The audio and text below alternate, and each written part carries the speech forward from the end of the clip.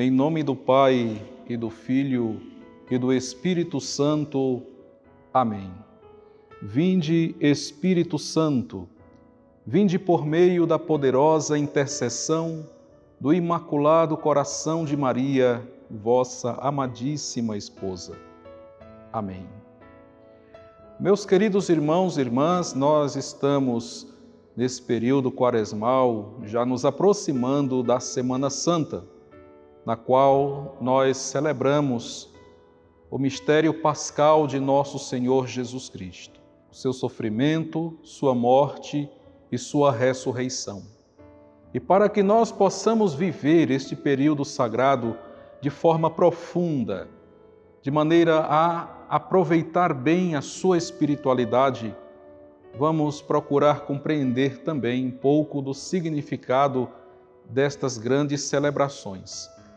A Semana Santa tem início já no Domingo de Ramos, quando nós celebramos a entrada de nosso Senhor Jesus Cristo em Jerusalém.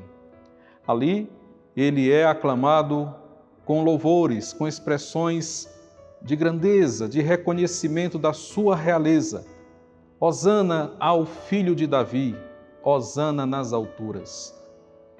Nós assim iniciamos esse período santo em que nosso Senhor Jesus Cristo se prepara para enfrentar os tormentos da sua prisão, do julgamento injusto, da sua condenação e da sua crucificação e morte.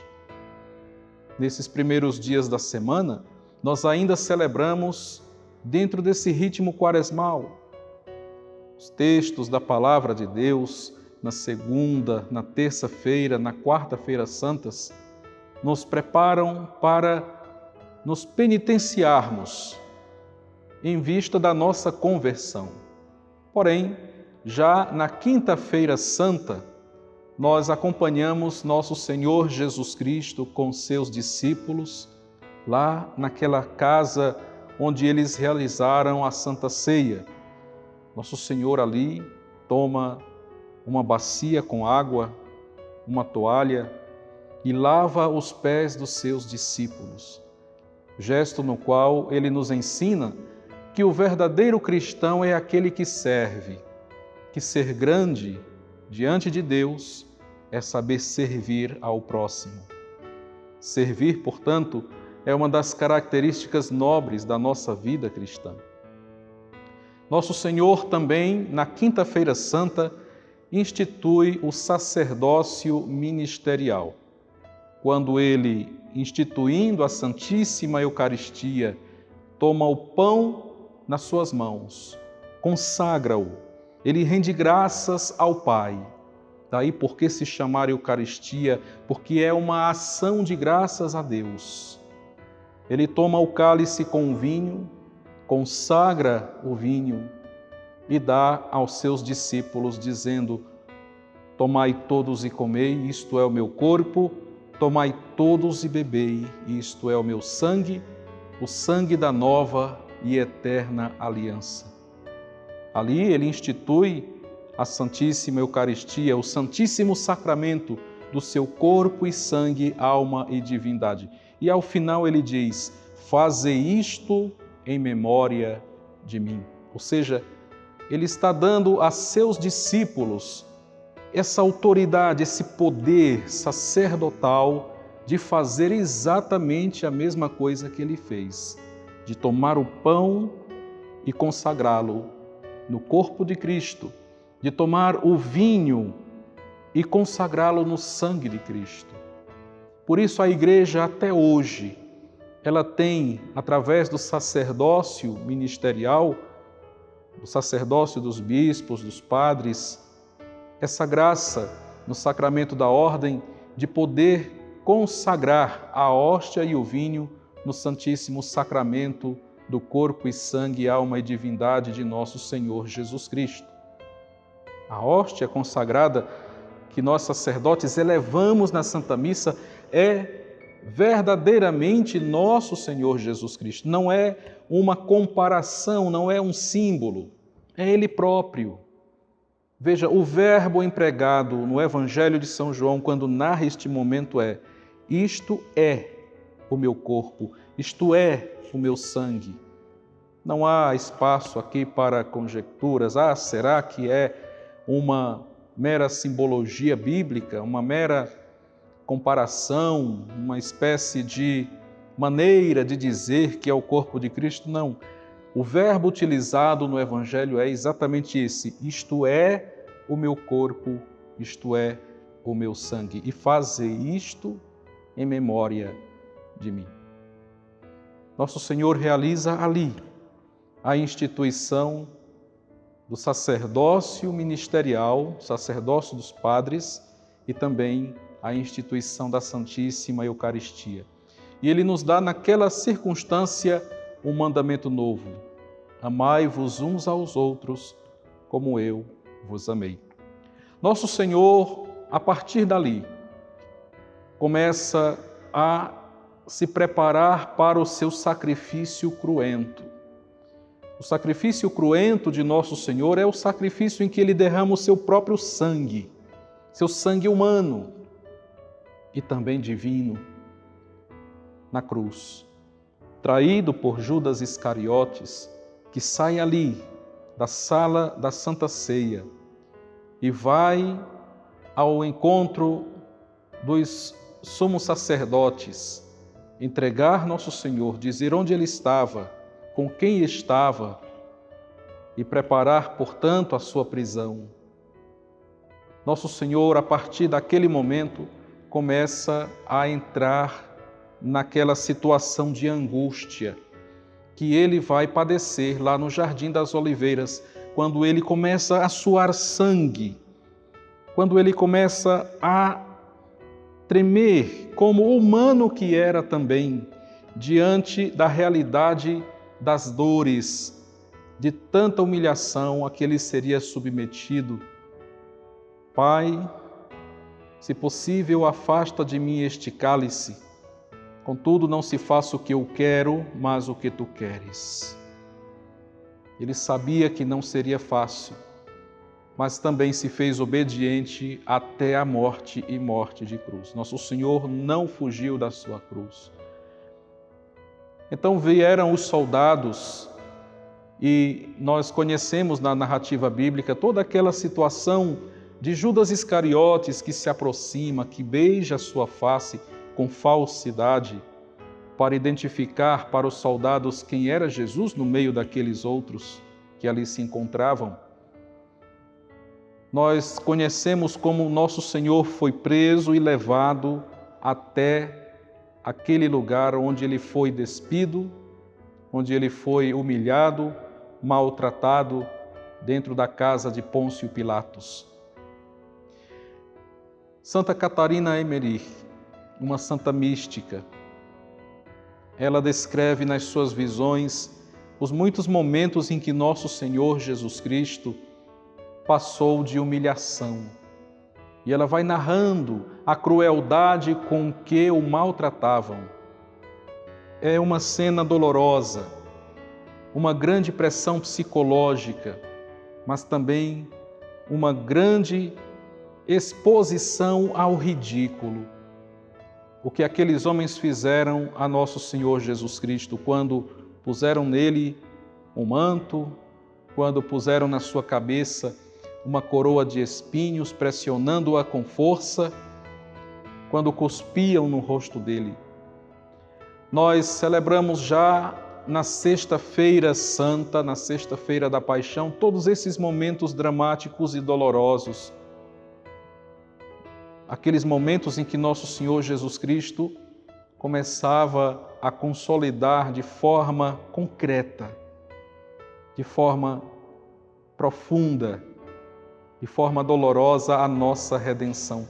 Meus queridos irmãos e irmãs, durante esses dias nós somos convidados a acompanhar os passos de nosso Senhor Jesus Cristo através de uma leitura bíblica bem espiritualizada. Ou seja, que nós possamos tomar nas nossas mãos a Palavra de Deus para acompanharmos as narrativas de São João evangelista em torno de todos esses momentos da vida de nosso Senhor. Na Sexta-feira Santa nós celebramos, portanto, o sofrimento e morte de nosso Senhor Jesus Cristo na cruz. Jesus, portanto, depois de humilhado a noite inteira, ele é julgado, ele é exposto juntamente com Barrabás para que a multidão que lá no domingo de Ramos o acolhera com tantos louvores, hosana nas alturas, bendito que vem em nome do Senhor, viva o nosso Rei. Agora, essa mesma multidão grita por Barrabás. A quem eu devo soltar? Dizia Pilatos, Jesus ou Barrabás? E todas aquelas pessoas, numa espécie de euforia coletiva, começaram a dizer, Jesus não, soltem Barrabás. Barrabás era um bandido, um assassino, que tinha sido preso exatamente por isso, por ter tirado a vida de alguém.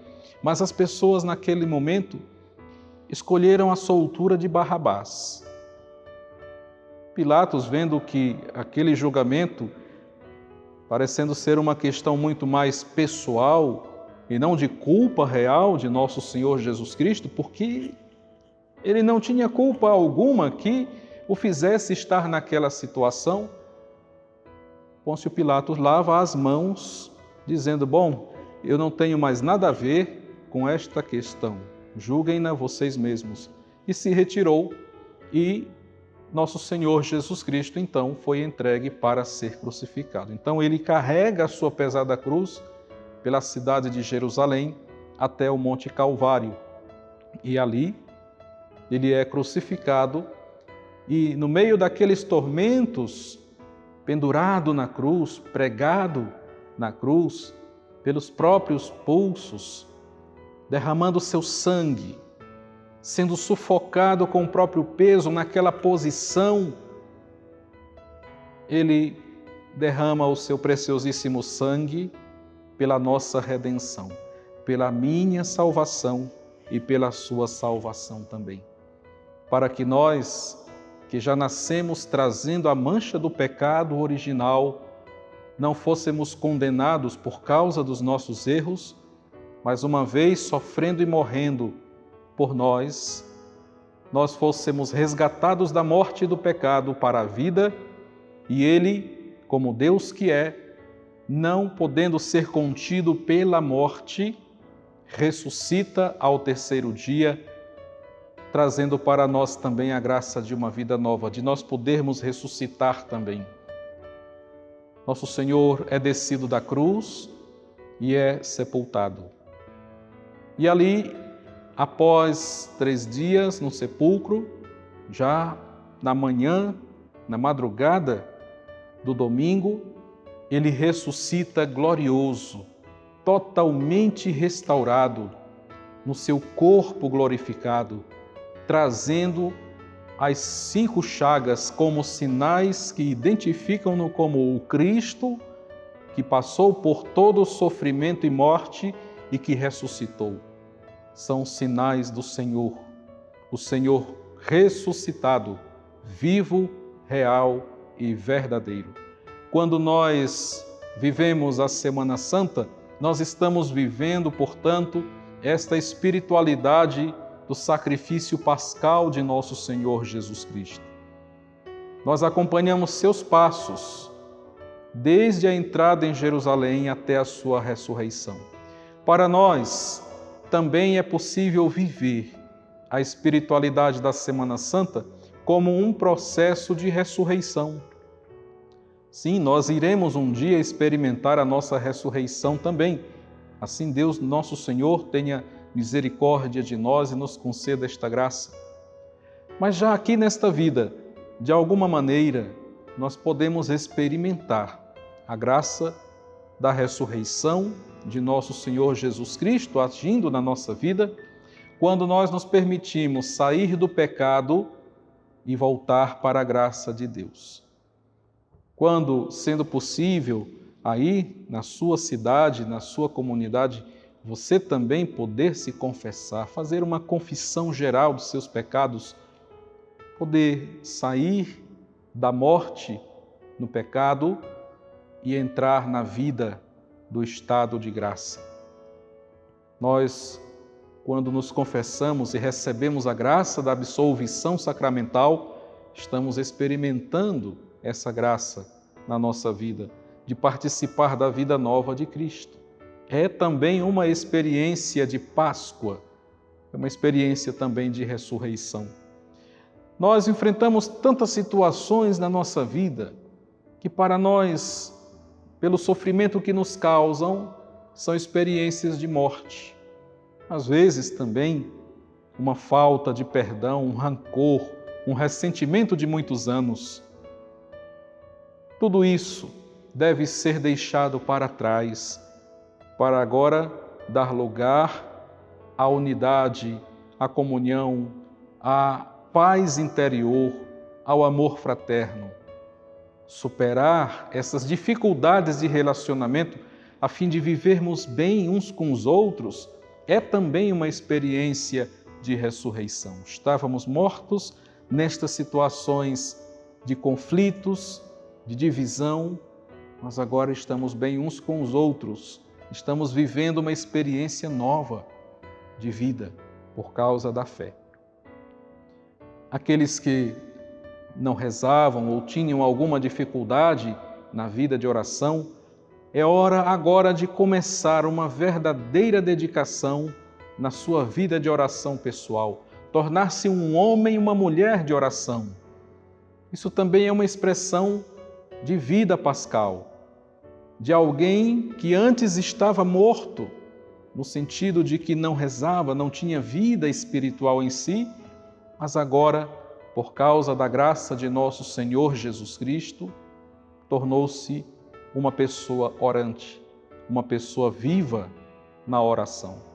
São muitas as maneiras de nós acompanharmos os passos de nosso Senhor Jesus Cristo, também transformando a nossa vida, muitas vezes sofrida, sob situações de morte interior, agora numa vida repleta da graça de Deus, uma vida, perdoe-me a redundância, numa vida verdadeiramente viva, ou seja, em que nós não estejamos apenas caminhando assim na terra como meros humanos, meras criaturas feitas de carne e osso, mas que sejamos também pessoas espiritualizadas, pessoas que também têm uma alma que vive em Deus. Meus queridos irmãos e irmãs, vamos nos preparar para vivermos bem a nossa Semana Santa.